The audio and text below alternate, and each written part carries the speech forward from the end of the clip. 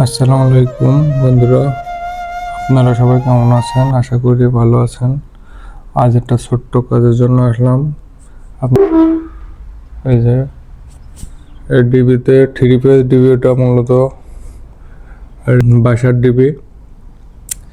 এখানে সব পয়েন্ট ঠিক আছে, লাইট, ফ্রিজ আর অন্যান্য পয়েন্ট সবগুলো ঠিক আছে।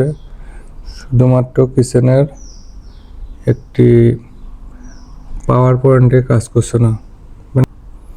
আপনারা সবাই সাথে থাকুন। কিচেনে পাওয়ারের লাইন, এই লাইনটাতে লাইন আসছে না, লাইট জ্বলছে, লাইটে কোনো সমস্যা নেই।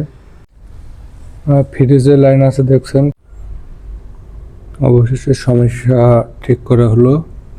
এই যে আপনারা দেখতে পাচ্ছেন, ঠিক করার পরে রাইস কুকারে লাইন দিয়ে চেক করা হচ্ছে।